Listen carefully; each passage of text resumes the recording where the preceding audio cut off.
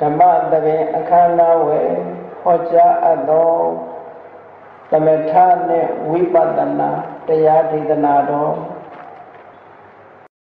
ဒီကနေ့ခေတ်မှာကမ္ဘာအနှံ့ခြေပြန့် meditation ဆိုပြီးတော့ကမ္မထာအထုတ်တဲ့အစဉ်လာတွေဟာနိုင်ငံမှာပဲလိုက်တာကျင့်သုံးပြီးတော့နေကြတယ်။ဟိုနိုင်ငံမှာလည်း meditation ဒီနိုင်ငံမှာလည်း meditation နဲ့ဆိုပြီးတော့ meditation လုပ်ငန်းတွေဟာအခုခါမှာ popular ဖြစ်လာတယ်လို့ပြော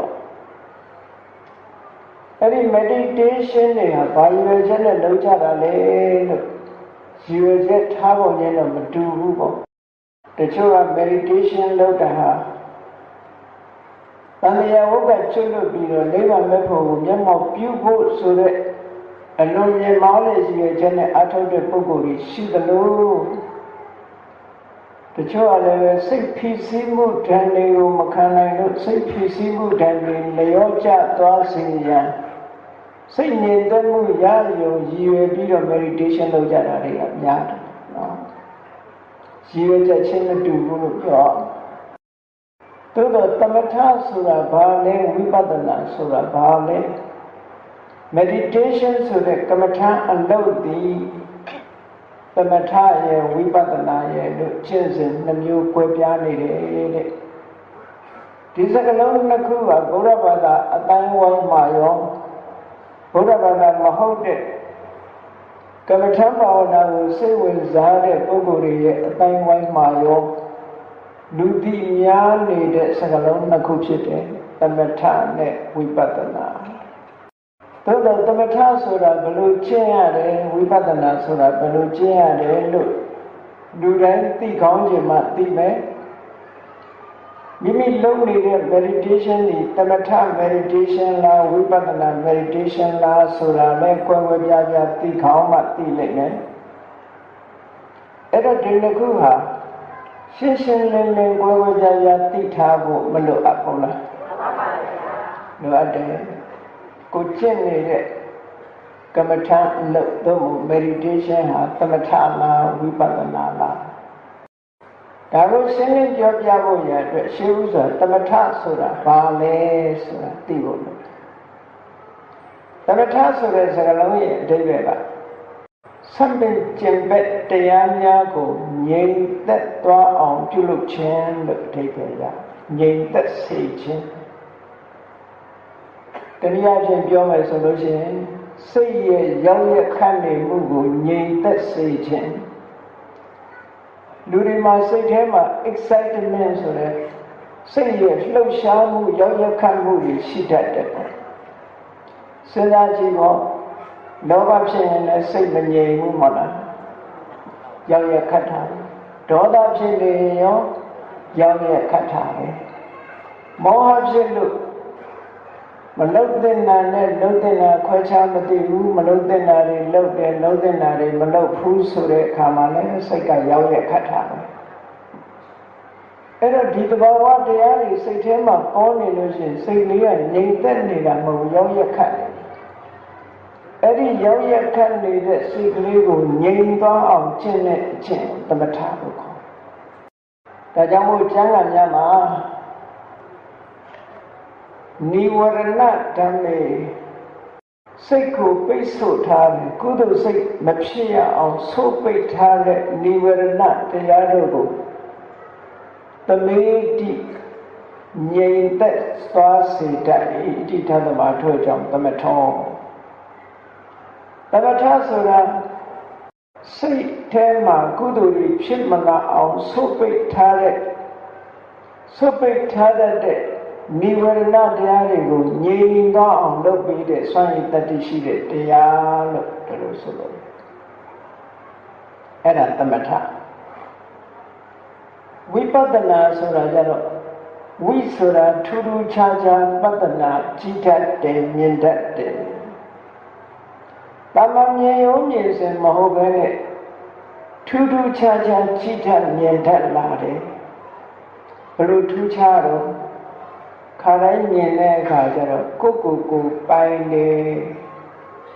ဘာဘဝ ငါပိုင်တယ်လို့မမြင်ဘူးလားမှန်ပါဗျာအေးလူဘဝကြီးကိုလည်းချမ်းသာတယ်လို့မမြင်ဘူးလားမှန်ပါဗျာမြင်တယ်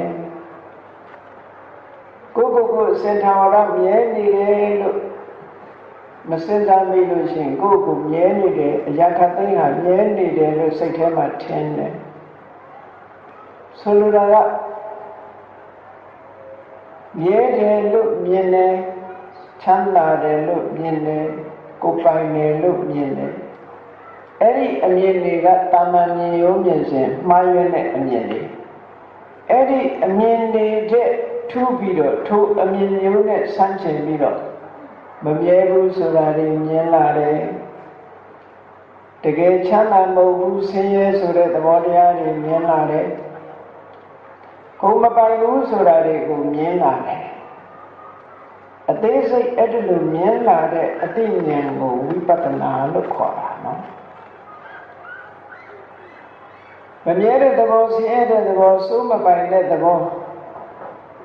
ဒီလက္ခဏာ၃ရပ်နဲ့ဆက်ပြီးတော့ရှုမြင်တတ်တဲ့ကြည့်ထက်မြင်တတ်တဲ့အသိဉာဏ်ကိုဝိပဿနာလို့ခေါ်တယ်အဲ့တော့စိတ်ရောက်ရခတ်နေတာကိုငြိမ်သွားအောင်တမထကျင့်စဉ်ဆိုတာလည်းကျင့်တယ်ထူးခြားတဲ့အမြင်မရှိဘဲနဲ့နိဗ္ဗာန်ကိုမျက်မှောက်ပြုဖို့ဆိုတာမဖြစ်နိုင်ဘူးထူးခြားတဲ့အမြင်တစ်ခုကိုရဖို့ရအတွက်ဝိပဿနာကျင့်စဉ်ဆိုတာကိုလည်းကျင့်ရတယ်သို့တော့ဒီနှစ်ခုဟာအာယုံချင်းမတူဘူးတဲ့စိတ်အခြေပြုတဲ့နေရာချင်းမတူဘူးစိတ်ရဲ့အာယုံကို object လို့ခေါ်တယ် object ချင်းမတူဘူးလို့ပြောတာနော်သမထရဲ့အာယုံကအပေါ်ယံပြည့်ညက်လူတွေအမြည်တက်ထားတဲ့အတိုင်းပေါ်မှာစိတ်ကိုငြိမ်အောင်လုပ်ထားတယ်ဆိုလိုတာကပညာကိုအာရုံပြုတယ်ပညာဆိုတာအမှန်တရားတော့မဟုတ်ဘူးဥပမာမဲ့လူတွေကဒါအဖြူလို့သတ်မှတ်ထားရင်ဒီအဖြူပဲအနီလို့သတ်မှတ်ထားရင်အနီအဝါလို့သတ်မှတ်ထားတာကိုအဝါအညိုရောင်လို့သတ်မှတ်ထားရင်အညိုဟောကာလာနဲ့ပတ်သက်ပြီးလူတွေအများစု general consensus လို့အများကအတိမတ်ပြုလက်ခံထားတဲ့အပေါ်မှာအခြေပြုပြီးစိတ်ကလေးငြိမ်အောင်လုပ်တယ်။လောကမှာကြီးကျယ်တဲ့ဓာတ်ကြီးလေးပါအင်အားစုကြီး၄ခုမြေရေလေမီးဓာတ်ကြီးလေးပြ။အဲ့ဒီမြေကိုအာယုံပြုပြီးတော့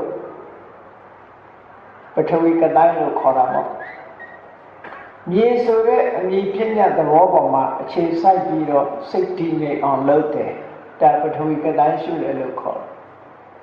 ။ရေဆိုတဲ့အမည်ပြညတ်ပေါ်မှာအခြေပြုပြီးတော့စိတ်ကိုငြိမ်သက်အောင်ကြိုးစားတယ်။လေးပေါ်မှာအမည်ပြုပြီးတော့လေးပေါ်မှာစိတ်ကိုစိုက်ထားပြီးတော့လေရဲ့တိုက်ခတ်လှုပ်ရှားမှုပေါ်မှာစိတ်ကိုစိုက်ထားပြီးတော့စိတ်တည်ငြိမ်အောင်လုပ်တယ်။ရေပြင်ပေါ်မှာစိတ်ကိုတည်ငြိမ်အောင်ထားပြီးတော့စိတ်ကိုတည်ငြိမ်အောင်ကြိုးစားတာဟောမြေရေလေမီးတစ်ခုခုစိတ်ကိုငြိမ်အောင်အခြေပြုထားတဲ့ဓာတ်ကြီးလေးပါအဲ့ဒီဓာတ်ကြီးလေးပါအသွင်သဏ္ဍာန်လေးကိုအာရုံပြုပြီးတော့စိတ်ကိုငြိမ်သက်အောင်လုပ်တယ်ဒါဝိပဿနာသမထကျင့်စဉ်ကတလို့လာတာသမထကိုအလေးနဲ့မသိတဲ့ပုဂ္ဂိုလ်တွေကျတော့ဘာဖြစ်တော့ဆိုရင်ပတိလေးစိတ်ပြီးတော့ဒီနေ့ကိုအရဟံကုံတော်10ပတ်ပတိပတ်အာယုံပြုပြီးတော့ပတိလေးပတ်နေတာကိုပဲသမထလို့ခေါ်နေကြတယ်နော်ပฏิပတ်ကလေးစိတ်နေတာကိုသမထလို့ခေါ်တယ်ဂါထာတွေရွတ်နေတာကိုသမထလို့ခေါ်နေကြတယ်သူတို့ရောစိတ်ငြိမ်သက်မှုကိုမပေးနိုင်ဘူးလားဆိုပေးနိုင်တဲ့လောက်တော့ပေးပါတယ်ဒါပေမဲ့တကယ်မှန်ကန်တဲ့ systematically ပေါ့တကယ်စနစ်တကျသမထကျင့်စဉ်တစ်ခုကိုကျင့်ဖို့လို့တချို့ကလည်းသမထနဲ့နိဗ္ဗာန်မရောက်ဘူးသမထမကျင့်ကောင်းဘူးလို့ဆိုလို့ပြောတာမျိုးတွေလည်းရှိတယ်အမှန်ကတော့သမထလည်းဘုရားဟောထားတာကျင့်ကောင်းပါကျင့်ရတယ် မြတ်စွာဘုရားကိုယ်တိုင်လည်းသမထအကျင့်ကျင့်တာပဲသမထလည်းကျင့်ရမှာပဲဝိပဿနာလည်းကျင့်ရမှာပဲဒီလမ်းစဉ်နှစ်ခုစလုံးကိုမြတ်စွာဘုရားကလက်ခံပြီးတော့ကျင့်သုံးတယ်သို့တော်ရွေချက်မှန်ရအခုကဂါထာရွတ်ပြီးတော့ပရိစိတ်နေတာကိုသမထလို့ဆိုတော့သမထရဲ့ခုံဟာသေးသိမ့်နေတယ်ပေါ့သမထခုံကအမှန်တန်သေးသိမ့်သွားသမထဆိုတာအဆင့်မြင့်နေတာပါအဆင့်မြင့်တဲ့သမာဓိကျင့်စဉ်တစ်ခုပဲ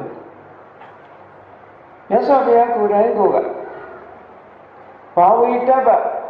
ပွားများအထောက်ရမယ်တရားနှမျိုးတဲ့အဲ့တရားနှမျိုးဆိုတာဘာလို့ဆိုရင်သမထနဲ့ဝိပဿနာဒီလိုဟောတာနော်သမထနဲ့ဝိပဿနာအဲ့တော့သမထကျင့်စဉ်တစ်ခုကိုကျင့်ပြီးဆိုလို့ရှိရင်ခုနပြောတဲ့ပညာအာယုန်တစ်ခုခုပေါ်မှာအခြေပြုရပရမအာယုန်ပေါ်မှာအခြေပြုတာမဟုတ်ဘူးပညာပေါ်မှာအခြေပြုတယ်ဓာတ်ကြီး၄ပါးပေါ်မှာအခြေပြုလို့လည်းရတယ်ကာလလို့ခေါ်တဲ့အဆင်းရောင်၄မျိုးပေါ်မှာအခြေပြုလို့ရတယ်အာကာသလို့ခေါ်တဲ့ space ၄ဟာပြင်ကိုလည်းအခြေပြုလို့ရတယ်အလောကလို့ခေါ်တဲ့အလင်းရောင်ပေါ်မှာလည်းအခြေပြုလို့ရတယ်ဒါကတိုင်းခေါ်တယ်အဲ့ဒီကတိနာ object တွေပေါ်မှာအခြေပြုပြီးတော့သမထကျင့်စဉ်တစ်ခုကျင့်လို့ရတယ်တော့မဟုတ်လို့ရှိရင်လူတိုင်းဟာ24နာရီအသက်ရှူနေကြတာဖြစ်သောကြောင့်မိမိနှာခေါင်းကထွက်နေတဲ့ထွက်လေဝင်လေကိုအခြေပြုပြီးတော့လေသမထကျင့်စဉ်တစ်ခုကျင့်လို့ရတယ်ခုနဘုရားကုံတော်ပွားပြီးသမထကျင့်စဉ်ကိုကျင့်လို့မရဘူးလားဆိုရသို့တော့ဆံရနိုင်လောက်အောင်မဖြစ်ဘူးဘာဖြစ်လို့မဖြစ်ဘုရားကုံတော်ဆိုတာအလွန်လေးနဲ့ဂုဏ်တော်ကိုမရောက်ဘဲနဲ့အရဟံဘုရားကုံတော်ကိုအာယုံမရောက်ဘဲနဲ့စလုံးပေါ်မှာပဲသို့မဟုတ်ပတိလုံးပေါ်မှာပဲစိတ်ရောက်နေလို့ရှိရင်တော့ဒါဘုရားနုတ္တိလို့ခေါ်ဖို့တောင်မှပဲအပြည့်အဝခေါ်ဖို့ခက်တယ်ပေါ့နော်ညသောအချင်းအရဟံဆိုတာဘာမှမသိဘူးသိုးနေတယ်ဆိုပြီးရင်တစ်ထောင်ပြည့်အောင်စိတ်နဲ့ဆိုအရဟံတစ်ထောင်ပြည့်အောင်ဆိုတယ်ဘာနဲ့သွားတူလေတော့ဆိုမန္တရရွတ်နေတာနဲ့သွားတူပေါ့အကျိုးမရှိဘူးလို့ပြောတာမဟုတ်ဘူးသမထကျင့်စဉ်အစစ်မဟုတ်ဘူးဖြစ်နော်အကျိုးမရှိတာမဟုတ်ဘူးလုံးတော့အကျိုးကတော့ရှိတယ်လုံးဝမရှိဘူးတော့မဟုတ်ဘူးသို့တော့စနစ်တကျလုံးတဲ့နဲ့ပေါ့အရဟံဂုဏ်တော်ကိုသမထကျင့်စဉ်တစ်ခုအနေနဲ့ကျင့်မယ်ဆိုလို့ရှိရင်တကယ်ကိုထိုဂုဏ်တော်ရဲ့အလေးအနက်နားလည်အရဟံကိလေသာခတ်သိမ်းကိုဖယ်ရှားပြီးသောမြတ်စွာဘုရားလို့ဆိုတဲ့အဓိပ္ပာယ်ကိုအာရုံပြုချင်လို့ရှိရင်ငါမှာလောဘဆိုတာလည်းရှိတယ်ဒေါသဆိုတာလည်းရှိတယ်မောဟဆိုတာလည်းရှိတယ်မာနတွေဆိုတာလည်းရှိတယ်ငါမြတ်စွာဘုရားမှာလောဘဆိုတာလည်းလုံးဝမရှိဘူးဒေါသဆိုတာလည်းလုံးဝမရှိဘူးမာနစားတဲ့ကိလေသာတွေဆိုတာလည်းလုံးဝမရှိဘူးကိလေသာခတ်သိမ်းလို့ဖယ်ရှားပြီးထားပါလားကုတ္တဏမှာလောဘဖြစ်တာဒေါသဖြစ်တာမောဟဖြစ်တာတွေကိုအာရုံပြုပြီးမြတ်စွာဘုရားမှာဒါမျိုးမရှိဘူးဆိုပြီးတော့အာရုံပြုမယ်ဆိုရင်ကိလေသာဆိုတာတွေဖယ်ရှားပြီးပြီဆိုတဲ့အဓိပ္ပာယ်ပိုပေါ်လာအဲ့ဒါပေါ်လာပြီးတော့မြတ်စွာဘုရားရဲ့ဂုဏ်တော်ထဲမှာပဲစိတ်ကထပ်တလဲလဲဖြစ်နေရအဲ့ဒါလို့စိတ်အစဉ်ကထပ်တလဲလဲဂုဏ်တော်ထဲမှာရောက်ပြီးတော့တစ်ချိန်မကနှစ်ချိန်မကအချိန်ချင်းတဏှာကြီးဖြစ်စေနှစ်နာရီဖြစ်စေဂုဏ်တော်ထဲမှာပဲစိတ်ကရောက်နေရအဲ့ဒါလို့ရောက်နေမှဘုရားနဲ့တည်းအဲ့ဒါလို့မဟုတ်ဘဲနဲ့ပတိလုံးကလေးပဲ66နဲ့နှုတ်ပြီးတော့တကယ်နေမယ်ဆိုလို့ရှိရင်ပတိလုံးပဲစိတ်ကရောက်နေမယ်သုံးဟုတ်ဘယ်နှပတ်ပြည့်ပြီလဲအပတ်ပြည့်ဖို့စိတ်ကစောနေတယ်ဆိုလို့ရှိရင်အရင်အတွက်ကဏ္ဍကြီးပေါ်ရောက်ဘုရားကုံတော်ပေါ်မရောက်ဘူးစိတ်အဲ့တော့ခဏပေါ်အာယုံပြုပြီးတော့နေလို့ရှိရင်ဘုရားကုံအာယုံပြုတယ်ဆိုတာမဖြစ်နိုင်ဘူးဒါကိုယ့်အကိုစဉ်းစားကြည့်ပေါ့ကိုပရိစိတ်နေတာဟာဘုရားကုံတော်ပေါ်အာယုံရောက်ခဲ့လားသို့မဟုတ်ပတိလုံးပေါ်အာယုံရောက်နေတာလား တို့မို့စလုံးပေါ်မှာအာယုံရောက်နေတာလားဆိုတာစဉ်းစားကြည့်ပေါ့တကယ်ခုံတော်လို့ဆိုတာအည်အသွေးကိုခေါ်တာမြတ်စွာဘုရားရဲ့တကယ်ထူးခြားတဲ့အည်အသွေးတွေပေါ်မှာအာယုံရောက်နေမှစိတ်ထဲမှာကြည်နူးပြီးတော့ပီတိတွေဖြစ်လာအဲ့ဒီလိုဖြစ်လာတာဗုဒ္ဓဘာသာတည်းအဲ့ဒီလိုမဟုတ်လို့ရှိရင်အရဟံသမ္မာသမ္ဗုဒ္ဓနဲ့ဆိုနေလို့ရှိရင်ဘာနဲ့တူလို့ဆိုရင်မန္တရားရွတ်နေတာနဲ့တူတယ်မန္တရားရွတ်ထားတွေကလည်းပဲသူ့ဟာနဲ့သူထိုက်တဲ့လောက်တော့အကျိုးရှိကောင်းရှိနိုင်တယ်ပေါ့သို့တော့အလွန်ပြည့်လွယ်တယ်အလွန်အဆင့်တန်းနေတယ်ပေါ့ဒါတွေကအဲ့ဒါတွေကိုသမထလို့တောင်ခေါ်ဖို့မကောင်းတဲ့အရာတွေပေါ့အဲ့ဒါတွေနဲ့တွဲပြီးတော့သမထနာမည်ပြတ်နေတယ်လို့ဖြစ်တယ်ပေါ့အဲ့တော့သမထကျင့်စဉ်ကိုစနစ်တကျကျင့်မြင်ပြီဆိုလို့ရှိရင်ကတိုင်းကိုအာရုံပြုမှလားသို့မဟုတ်ထွက်လေဝင်လေကိုအာရုံပြုပြီးတော့ကျင့်မှလားတစ်ခုခုရွေးရဘယ်ကျင့်စဉ်နဲ့ကျင့်တော့မယ်ဆိုရင်နံပါတ်1ကိုကျင့်တိလစောင့်တည်ရကိုကျင့်တိလစောင့်တည်ရကိုကျင့်တရားမကောင်းတဲ့ပုဂ္ဂိုလ်ဟာစိတ်ကလေးကိုအာယုတစ်ခုတည်းထားဖို့ကြိုးစားတာနဲ့တပြိုင်နက်ပုံရိပ်တွေမြောက်များစွာစိတ်ထဲမှာတိုးဝင်လာတယ်အဲ့ဒါနဲ့ပဲသမထဒီတမာတိဆိုဘယ်လိုမှမရနိုင်ပါဘူးနော်ကိုမလို့ခြင်းနဲ့ပုံရိပ်တွေကမျက်စိထဲမှာစိတ်ထဲမှာပေါ်လာတတ်တယ်တဲ့အဲ့ဒီပုံရိပ်တွေမပေါ်ရအောင်စိတ်အစဉ်လေးကြည်နူးပြီးတော့စိတ်ချမ်းသာမှုရအောင်မလုပ်အောင်ကိုချင်းတရားကိုကောင်းအရင်စောင့်တည်ရလူဆိုလို့ရှိရင်၅ပါးသီလကိုပြန်ပြီးတော့စောင့်တည်ရမယ်စောင့်တည်ပြီးတဲ့အခါသီလကိုဆင်ញင်လိုက်ပါဏာတိပါဒကိုလည်းငါလုံုံတယ်ခုချိန်ကစပြီးငါဘယ်ကောင်းမှတတ်ထားတာမရှိဘူးပါဏာတိပါဒသူများအသက်ကတတ်ချင်းကငါရှောင်ထားတယ်ဒီတိတ်ခါဘုံလည်းငါမှပြည့်စုံနေတယ်လို့စဉ်းစားကြည့်ပထမဆုံးတွေးရအဲ့ဒါလေးတွေကိုအရင်တွေးအတေနာဒါနသူများပစ္စည်းဥစ္စာကိုလည်းငါမခိုးဘူး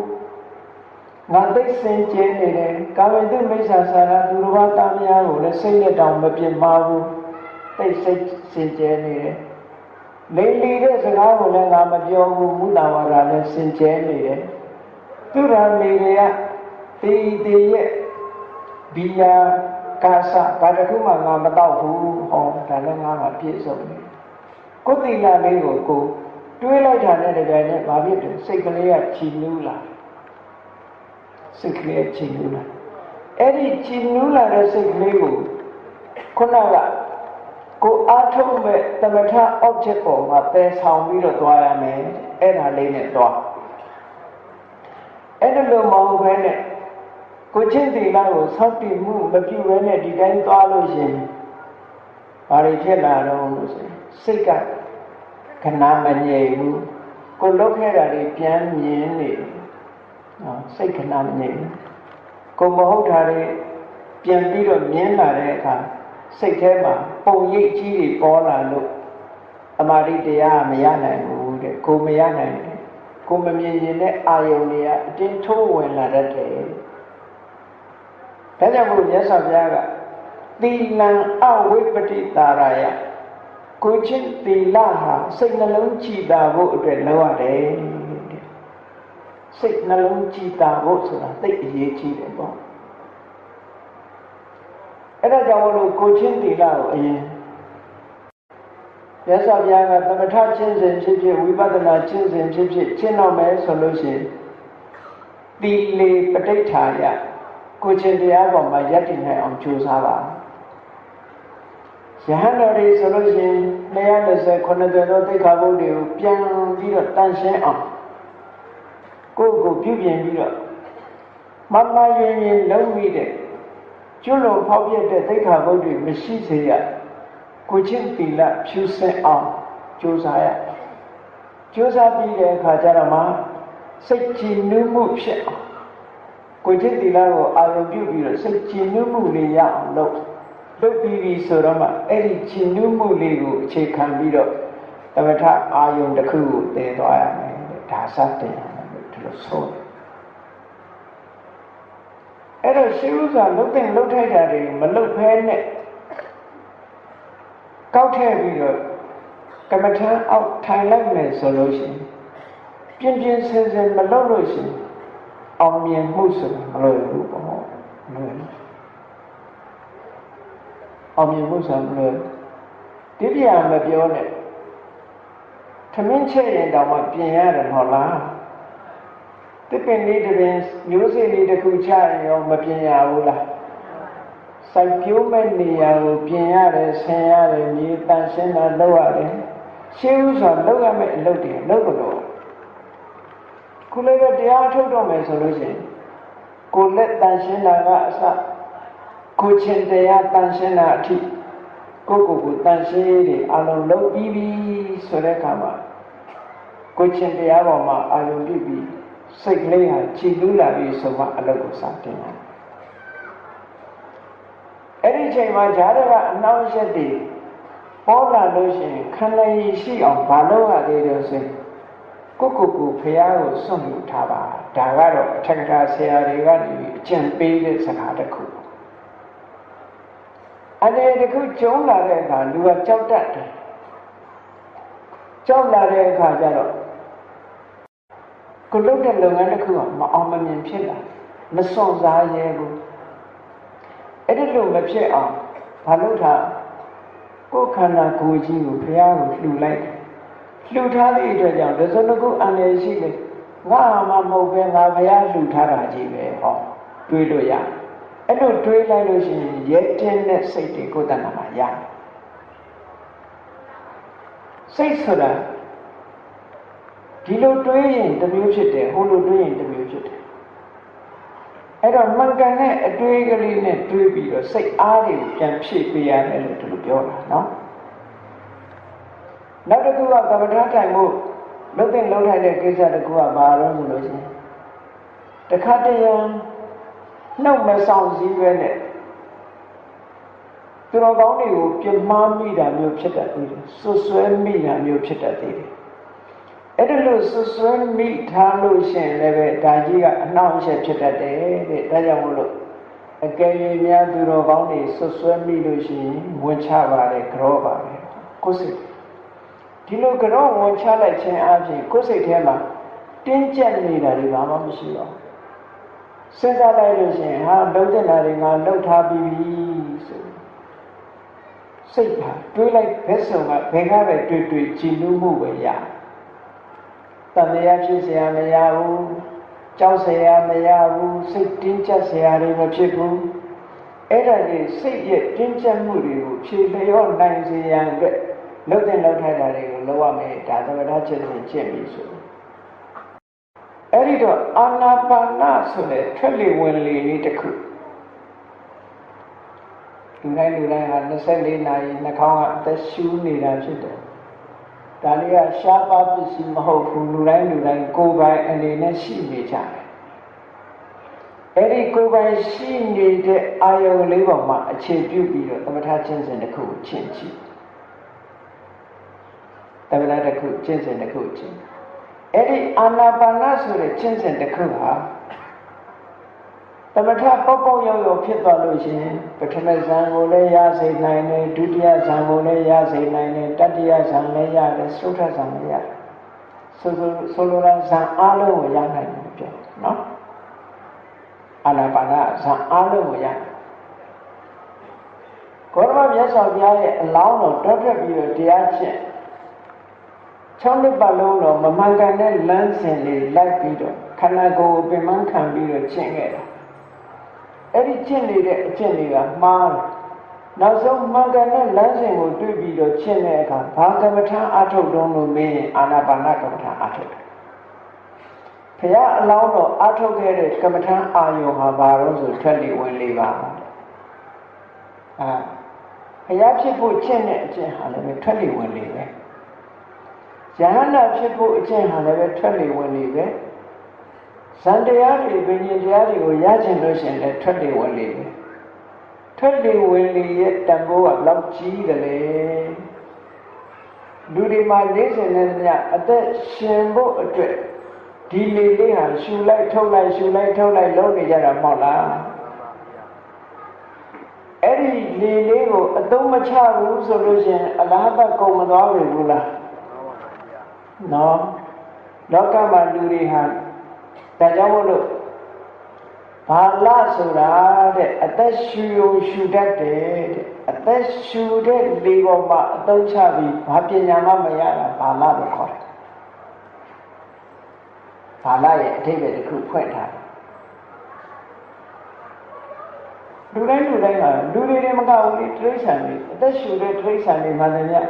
ဒီလိုပဲရှုခဲ့လောက်နေတာပဲလေနှာခေါင်းကရှူလိုက်ထုံးလိုက်ရှူလိုက်ထုံးလိုက်ဒီလေလေးကအသက်ရှင်ဖို့အတွက်လေးပဲအသုံးချတယ်ဘာအတွက်မှအသုံးမချဘူးသူတော်ကောင်းတွေကတော့ကိုယ်တဏ္ဍာမှာ24နာရီအစဉ်ဆက်မပြတ်ဖြစ်ပြီးအသက်ရှင်ဖို့အတွက်များစွာအသုံးဝင်နေတဲ့ဒီလေလေးကိုကမ္မထာအာယုန်တစ်ခုအဖြစ်အသုံးချလိုက်မယ်ဆိုလို့ရှိရင်ကိုပါရမီကလည်းရှိတယ်ကျိုးလည်းကျိုးစားတယ်စိတ်ဆန္ဒတွေကလည်းလုံလောက်တယ်ဆိုလို့ရှိရင်ဒီပုဂ္ဂိုလ်ဇန်လေးမဖို့ရီရပြီးနိဗ္ဗာန်ရှိအောင်ရတော့နိုင်တာပဲဒီလိုနဲ့ရတယ်ဘောရမမြတ်စွာဘုရားအလောင်းတော်ဟာဟောဒီထွက်လေဝင်လေလေးပေါ်မှာအခြေပြုပြီးတော့ဇန်တရားတွေရတာထိုဇန်တရားတွေကိုဝိပဿနာအဖြစ်ပြောင်းလဲပြီးတော့ရှုမှတ်လိုက်တဲ့အခါကျတော့ဝိပဿနာကျင့်စဉ်တစ်ခုအောင်မြင်ပေါက်သွားလို့မဲ့၄ပါးအစဉ်အစဉ်ခုပြီးနောက်ဆုံးဖျားစွာဖြစ်သွားတယ်။ဟောဒီကျင့်စဉ်ပဲဒီအာရုံနဲ့သွားတာနော်။ဒါကြောင့်မို့လို့သမထကျင့်စဉ်တစ်ခုကိုကျင့်တော့မယ်ဆိုရင်ထွက်လေဝင်လေလေးကိုဘယ်ပုံသုံးချခန္ဓာကိုယ်ဣရိယာပုတ်တစ်ခုရွေးရဣရိယာပုတ်တစ်ခုရွေးတယ်ဆိုတာလမ်းလျှောက်နေမယ်ဆိုလို့ရှိရင်လှုပ်ရှားနေသည့်အတွက်ကြောင့်စိတ်ကလမ်းကိုကြည့်ရတာတစ်မျိုးထွက်လေဝင်လေကိုရှုရတာတစ်မျိုးဆိုပြီးတော့လမ်းလျှောက်ပြီးထွက်လေဝင်လေမှတ်မယ်ဆိုလို့ရှိရင်စိတ်ဟာအလုတ်များတယ်အဲ့ဒီနည်းရတယ်မသိတော့ဘာဖြစ်လို့လဲလမ်းလည်းကြည့်အောင်မယ်ထွက်လေဝင်လေလည်းရှုအောင်မယ်ဆိုအလုတ်တွေမပိုဘူးလားမကြည့်ရင်လည်းခလုတ်တိုက်မယ်လေနော်ခလုတ်တိုက်ပြီးလဲနိုင်တယ်ဒါကြောင့်မို့လို့လမ်းလည်းကြည့်အောင်မယ်ထွက်လေဝင်လေလည်းရှုအောင်ဆိုအလုတ်ရှုပ်အဲ့ဒါကြောင့်လမ်းလျှောက်ပြီးတော့အာထုတ်မတ်တရအာထုတ်လို့ရင်ခန္ဓာကိုယ်ကြီးလဲမတော့အောင်ထိန်းထားရအောင်မတတိဟောအလုပ်တစ်ခုပိုးလိုက်တယ်အဲ့ပြီးတော့အာထုတ်မယ်ဆိုကြလို့ရှိရင်လည်းလုံလဝိရိယကယော့ပြီးမကြခင်အိပ်ပျော်သွားအဲ့ဒီစနစ်ကတော့ဇိမ်ခံတော့အားကြီးတယ်ဒါကြောင့်မို့လို့လဲလျောင်းပြီးဣရိယာပုတ်လဲလျောင်းနေတာလည်းမမှန်ဘူးလမ်းလျှောက်နေရင်လည်းမကောင်းသေးဘူးထိုင်လဲလျောင်းနေလည်းမကောင်းဘူးလမ်းသွားနေလည်းမကောင်းဘူးရက်နေလည်းမကောင်းဘူးအကောင်းဆုံးဣရိယာပုတ်ကပါလို့ဆိုလို့ရှိရင်မတ်မတ်ကလေးထိုင်နေတဲ့ဣရိယာပုတ်ဒီငြိမ်သက်တယ်ဒါကြောင့်မို့လို့အာနာပါနကမ္မထာအထုတ်တဲ့ပုဂ္ဂိုလ်တိုင်းကမြတ်စွာဘုရားကပန်လင်ကံအာဘုစိတ်တော်ဟာတင်ရင်ခွေးထိုင်ပါတဲ့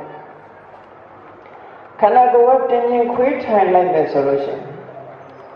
ခါထက်ခန္ဓာကိုယ်လေးကိုဆန့်ထားတင်ရင်ခွေးထိုင်လိုက်တဲ့အခါကျတော့လူဟာလှုပ်ရှားမှုနဲ့ပြီးတော့ငြိမ်သက်မှုကိုဥစားပေးတာအဲ့နေတာလို့လည်းပဲဒီစိတ်ခံလုံးတာမဟုတ်ဘူး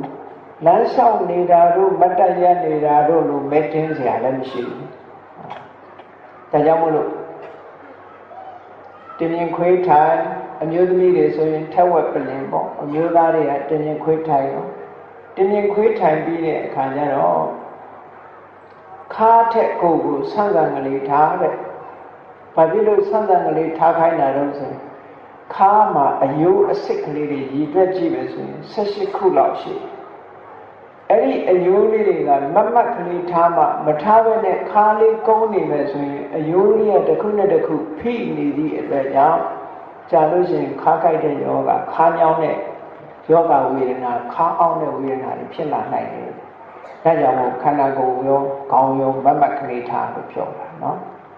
စာပေကဒီတရားထိုင်လေးကိုသေချာသိပြီးပလင်ကံအာဘုစိတ်တော်တင်ရင်ခွေးထိုင်ပြီး ဥစုံကာယံပဏိဒါယခါထက်ခန္ဓာကိုယ်ကိုမမတ်ကလေးထားခေါင်းထီအောင်မမတ်ကလေးထားမမတ်ကလေးထားတဲ့အခါကျတော့အစစ်ကလေးတွေကဖြောင်းဒီကိုယ်လုံးမှာရှိတယ်အစစ်ကလေးတွေကဖြောင်းပြီးမမတ်နေအဲ့ဒါလိုနေပြီးတဲ့အခါကျတော့ပရိမုခံတတိဥပတ္တိတောအာယုံဘက်ကိုစိတ်ကိုလွတ်လိုက်အာယုံကိုစိတ်ကိုဥတည်ထားပရိမုခတတိဥပတ္တိတောဘယ်ကိုတတိထားမှာတော့ဆိုလို့ရှိရင်နှာခေါင်းကနေကလေးထွက်နေတဲ့နေရာထိတဲ့နေရာလေးကိုတတိထားလို့ပြောနာသီးပြားလေးမှာနှခမ်းတူတဲ့လူကြတော့နှာခေါင်းပြားမှာထိနှခမ်းရှည်တဲ့လူကြတော့နှခမ်းထိပ်ပြားမှာလေလေးကလာထိဆိုလိုတာကဘယ်လိုပုဂ္ဂိုလ်ပဲဖြစ်ဖြစ်ကိုယ်နှာခေါင်းမှာအသက်ရှူသွင်းလိုက်တဲ့အခါလေထိတဲ့နေရာရှိတ်ထုတ်လိုက်တဲ့အခါမှာလေထိတဲ့နေရာအဲ့ဒီထိတဲ့နေရာလေးကိုစိတ်ကိုထားပါလို့ပြောတာနော်သမထကျင့်စဉ်ကျင့်တော့မယ်အာနာပါနနဲ့ဆိုလို့ရှိရင်အဲ့ဒီလိုလေလေးကိုမှန်မှန်ကန်ကန်မှန်မှန်လေးနဲ့ဖြည်းဖြည်းလေးရှုတချို့ကြတော့သမာဓိမရနိုင်လို့သမာဓိရအောင်ဆိုပြီးတော့ပြင်းပြင်းထန်ထန်ရှုတဲ့နည်းလည်းရှိတယ်အဲ့ဒီနည်းကတော့သာလပိလာနည်းမဟုတ်ဘူးကြိုက်တဲ့ပုဂ္ဂိုလ်တွေကလုပ်နေကြတာနော်ရှုခဲ့လုပ်တဲ့နည်းကအဲ့ဒါကြာလို့ရှိရင်မောပြီးတော့သွားတတ်တယ်လူကမောသွားအဲ့ဒါကြောင့်မလို့ပင်ကိုရှုနေကြအနေထားလေးခန္ဓာကိုယ်မှာပင်ကိုရှုနေကြအနေထားလေးတိုင်းရှုရတာမှန်မှန်လေးစိတ်တွေပါတွေအကုန်လုံးဖြေလျော့ထားလိုက်တင်းရှင်းကြီးလုပ်ထားတယ်အာယုံလေးတစ်ခုပေါ်မှာစိတ်ကလေးကိုလွတ်ထားပြီးတော့စိတ်လေးကိုငြိမ်းနေအောင်စိတ်ထဲမှာတင်းကျပ်နေတာမရှိစေဘဲနဲ့ခန္ဓာကိုယ်ထဲမှာလည်းတင်းကျပ်နေတာမရှိစေဘဲနဲ့အားလုံးအကျော်တွေဖြေလျှော့ပြီးတော့နာသီးပြားပေါ်မှာလေလေးထိတဲ့နေရာကိုစိတ်ကိုငြိမ်အောင်ထားပါလို့ပြောတာနော်အဲ့လိုထားလိုက်တဲ့အခါကျတော့ရှုရင်လေလေးကိုအာယုံပြုပြီးတော့နေရင်ကနေစိတ်ကလေးငြိမ်လာတယ်နော်ထွက်လေဝင်လေလေးကိုဒီလိုရှုမှတ်နေတာကိုဒါကိုဘာနမိတ်လို့ခေါ်လို့ဆိုရင်ပရိကမ္မနမိတ် preliminary object sign of preliminary ဘာလို့ပြင်ဆင်ပေးနေတဲ့အာယုနမိတ်လို့ပြောတာနော်အဲ့ဒီအာယုနမိတ်ကလေးဟာအတော်လေးကြားလာတဲ့အခါကျတော့တော်တော်ကိုထင်ထင်ရှားရှားပေါ်လာတယ်စိတ်ထဲမှာတော်တော်ထင်ထင်ရှားရှားကြီးဖြစ်လာတော်တော်ထင်ထင်ရှားရှားဖြစ်လာတဲ့အခါကျလို့ရှိရင်စိတ်ကမှတ်ယူလာနိုင်တဲ့အနေအထားမျိုးရောက်လို့ရှိရင်ဥက္ကဟနမိတ်လို့ခေါ်တယ်နောက်ဆုံးကျတော့ဘာပေါ်လာလို့ဆိုဒီထွက်လေဝင်လေလေးဟာပုံတံလေးပြောင်းလာတယ်ကိုယ်စိတ်ထဲမှာဖြစ်လာတာသူကပြောင်းတာမဟုတ်စိတ်ကပြောင်းလေလေးကိုရှုနေတဲ့စိတ်ကလေးကဘလို့မြင်လာလို့ဆိုဒီထွက်လေဝင်လေလေးတွေကဘာဖြစ်လာလို့ဆိုတော့မိကိုယ်တန်လေးထွက်လာတယ်လို့မြင်လာတယ်တချို့ကျတော့ပလဲလုံးကလေးတွေထွက်လာတယ်လို့မြင်ရတယ်တချို့ကျတော့နှာခေါင်းနာသီးပြားမှာဒီဘောလုံးလေးကလဲနေတယ်လို့မြင်တာမျိုးလည်းရှိအမျိုးစုံပေါ့အမျိုးစုံမြင်လာအဲ့တော့မိကိုယ်တန်ကြီးလို့လည်းမြင်လာတယ်အာယုံအလင်းတန်းကြီးနှစ်ခုထွက်နေတယ်လို့လည်းမြင်လာတယ်ပလဲလုံးလေးတွေထွက်နေတယ်လို့လည်းမြင်လာတယ်ဒါလူတစ်ယောက်နဲ့တစ်ယောက်အမှတ်တင်ညာချင်းမတူသည့်အတွက်ကြောင့်ဖြစ်ပေါ်လာတဲ့အာယုံနမိတ်ကတစ်ယောက်နဲ့တစ်ယောက်မတူဘူးအဲ့ဒီအာယုံနမိတ်ပေါ်လာလို့ရှိရင်အဲ့ဒီအာယုံနမိတ်ပေါ်မှာဆက်ပြီးတော့အလုံးလုံးရမယ်ဒါနမိတ်ရတယ်လို့ခေါ်တယ်အဲ့ဒီနမိတ်ပေါ်မှာဆက်ပြီးတော့ရှုမှတ်ပွားများပြီးတမာတိစွမ်းအားတွေကိုမြင့်မြင့်ပေးလိုက်တဲ့အခါကျတော့ဘာတွေဖြစ်လာတော့လို့ဆိုကိုယ့်ရဲ့တဏ္ဍာမှာနိဝရဏတရားဆိုတာငြိမ့်လာဘာတွေငြိမ့်လို့ဆိုအာယုံခံစားခြင်းနဲ့ဆန္ဒတွေငြိမ့်လာခံစားခြင်းနဲ့စိတ်ကာမိဆန္ဒလို့ဆိုတဲ့ပျော်စရာရွှင်စရာတွေပေါ်မှာပျော်ရွှင်ခြင်းနဲ့လောဘနဲလာ အာယုတခုပေါ်မှာမုန်းတီးတဲ့ဆန့်ကျင်တဲ့သဘောထားတွေပျောက်သွားတယ်စိတ်မငြိမ်မသက်ဖြစ်ပြီးတော့စိတ်ထဲမှာပူပန်နေတာတွေပျောက်သွားတယ်စိတ်ဓာတ်တွေရောကျပြီးတော့ဒီအာယုနဲ့ဆက်ပြီးတော့စိတ်ဟာစွမ်းဆောင်နိုင်စွမ်းမရှိအောင်စွမ်းရည်တတ္တိတွေကျသွားတာတွေဒါတွေမရှိတော့ဘူးသူရှုမှတ်နေတဲ့အာယုပေါ်မှာလည်းပဲဟုတ်မဟုတ်ပါမလားဆိုတဲ့အတွေးတွေတန်တရားတွေလည်းမရှိတော့ဘူးတဲ့အဲ့ဒါမရှိတာကိုនិဝရဏတရား၅ပါးကျင်းသွားတာလို့ပြောတာနော်ဘယ်တော့ကဲအောင်လုပ်လိုက်တယ်ဆိုတမာတိစွမ်းအားတွေဖယ်ရှားပြလိုက်တာကိုယ်စိတ်ထဲမှာပဲစိတ်ချင်းဖယ်ရှားနေတာဒါစိတ်ထဲမှာခုနပြောတဲ့အညစ်အကြေးတွေဟာမလာတော့ဘူးនិဝရဏတရား၅ပါးဟာလုံးဝပျောက်ကင်းသွားတယ်လုံးဝပျောက်ကင်းသွားပြီးတော့ခုနကနမိတ်အလင်းတန်းသုံးဖို့မိဂုထံလေးနှစ်ခုပေါ်ဒီအာယုန်နမိတ်ပေါ်မှာဘာတွေဆက်ဖြစ်နေတော့ဆိုဒီအာယုန်နမိတ်ကလေးပေါ်မှာစိတ်ကူးနေတာတွေပေါ်လာစိတ်ကူးဆိုတာစိတ်ကအာယုန်ပေါ်မှာကူးနေတာပြောဆိုလိုတာကပေါင်းကူးပေးတဲ့သဘောပေါ့စိတ်နဲ့အာယုန်နဲ့မပြတ်ထိနေတာကိုစိတ်ကူးတယ်လို့ခေါ်တာနော်အဲ့ဒါကိုစာပေလိုပြောရင်ဝိတက်ဆိုတဲ့သဘောလေးမိမိရဲ့စိတ်ကလေးကိုအာယုံပေါ်မှာတွန်းပို့နေတယ်အဲ့ဒီသဘောလေးဟာထင်းထင်းရှားရှားပေါ်လာသူ့ရဲ့စွမ်းဆောင်ချက်တွေကကောင်းလာတယ်ပေါ်လာတဲ့နမိတ်လေးပေါ်မှာကိုယ့်ရဲ့စိတ်ဟာစင်စစ်မပြတ်စိတ်ကူးနေတဲ့ဒီဝိတက်သဘောတွေပေါ်လာတယ်နောက်တစ်ခုကအဲ့ဒီအာယုံလေးနဲ့စိတ်ကလေးကိုချီနှောင်ထားသလိုအာယုံပေါ်မှာပဲစိတ်ကလေးကရေဝဲပြီးတော့နေတဲ့ဝိသန္ဒဆိုတဲ့သဘောပေါ်လာတယ်။ကြံစည်တယ်လို့ကမှလို့ပြောကြတယ်။ကြံစည်တယ်ဆိုတာဒီအာယုံသားတွေပဲရေဝဲနေတာစိတ်ကလေးက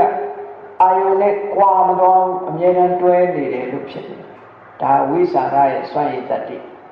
။နောက်ပြီးတော့ဘာဖြစ်လာလဲဆိုလို့ရှိရင်အဲ့ဒီအာယုံလေးပေါ်မှာ